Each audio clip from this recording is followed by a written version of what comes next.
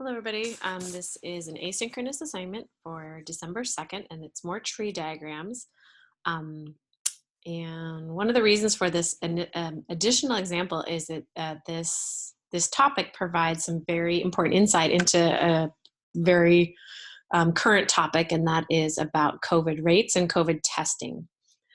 So the below data was grabbed from an article that estimates the false positive and false negative rates in the UK in the landslide, and this is as of September 29th of this year.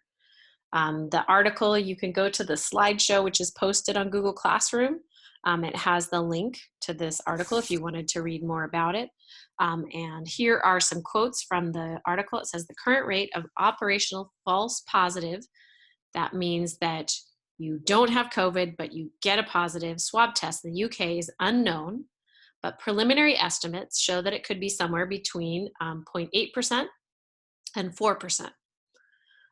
One systematic review reported false negatives. That means that you have COVID, but you test negative, of somewhere between 2% and 3%, or 33%. So these are estimates. They are not exact. There's a lot of unknowns when it comes to these COVID tests.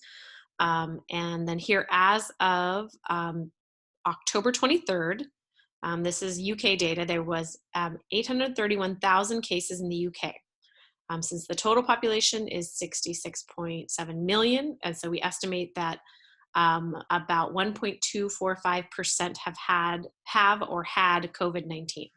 So these are estimates, and again, this is coming from UK. This is not US data, but we're going to do a little scenario and some probabilities based on basically the best case scenario. So we're going to go with the UK rates, which are probably lower than ours, and we are saying that about 1.2%, so 0.01245, have COVID. To get the percent that doesn't have COVID, we subtract from 1 and get 0.98755. So I have my first branch on my tree diagram. And I'm starting with a tree diagram because really I have the scenario where I have different situations and different testing probabilities based on if somebody either has COVID or does not. But here's kind of this initial branch. So you either have the disease, you don't, and then these people are getting tested. And then there are two outcomes, right? So if they test positive for the having COVID, about 98%, so 98% of the time you have COVID, you go get a test, it tests positive. About 2% of the time, even though you have COVID, you test negative. And then let's go to the branch if you don't have COVID, a positive test, pretty unlikely, 0.008, and the test negative is 0.992. And I'd like to point out that there's a lot of uncertainty around this, so we're just going with the possibility that these tests are the most accurate.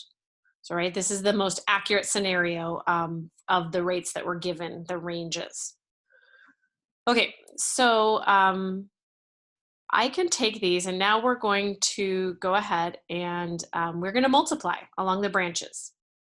So the probability of having COVID and testing positive, 0.01245 times 0.98, I get 0.0122.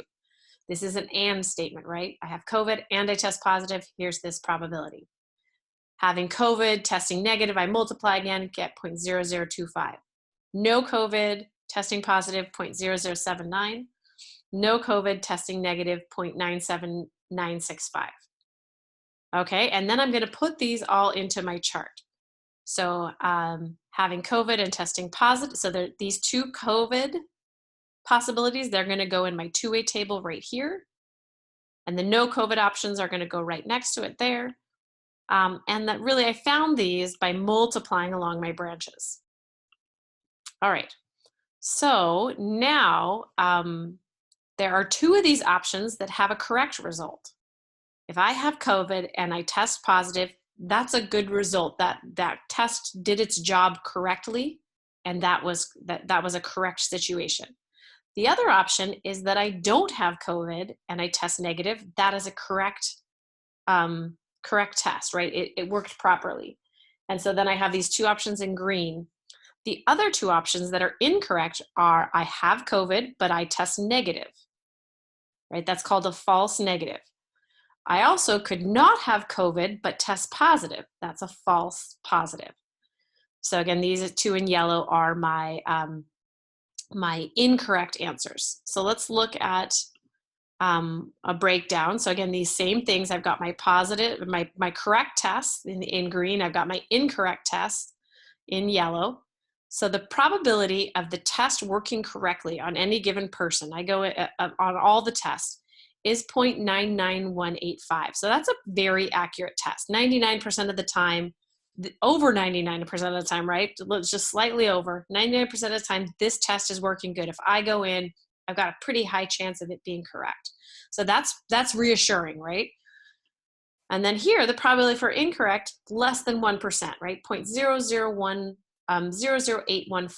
So this is feeling pretty good. Like, okay, if I go get my COVID test, I'm feeling pretty good about my results.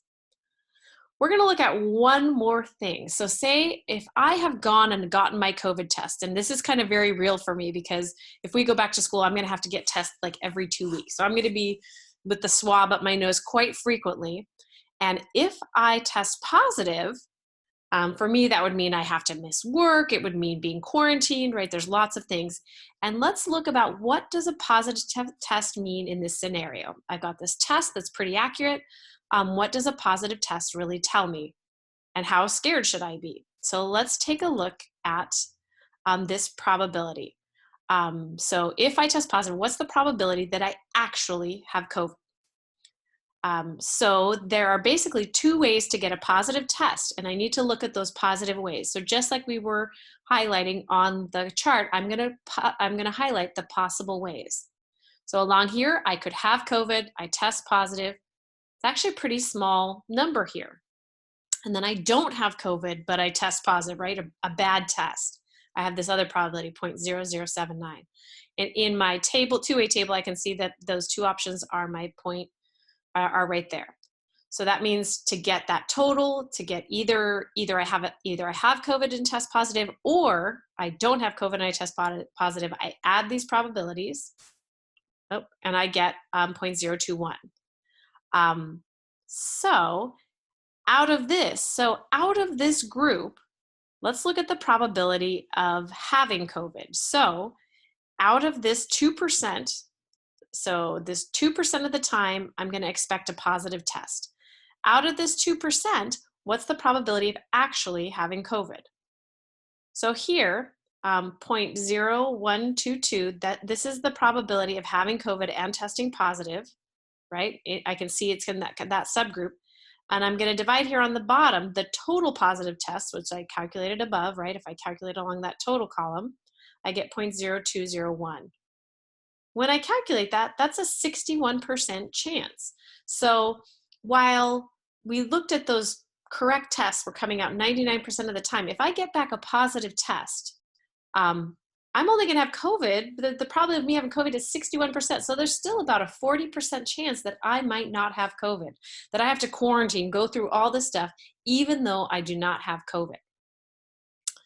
So, and what really happens, why this happens, and if I look at it, there are just so many more. The no COVID group is so many more that if I'm doing widespread screening, those false positives make up a large part of my pool of positive tests. Not because the test is inaccurate, but because that is a large portion of the pool of testing because of widespread screening. So when a disease has low prevalence and test accuracy is high, the false positive rate is actually higher and higher than you would think. So I posted a spreadsheet, and you could kind of play around with the numbers. These calculations were done on kind of like assuming like a very accurate COVID test, right? That we were saying that only, I think if we go back, so we went with those lowest estimates from that article, and it could be that they're towards the higher end.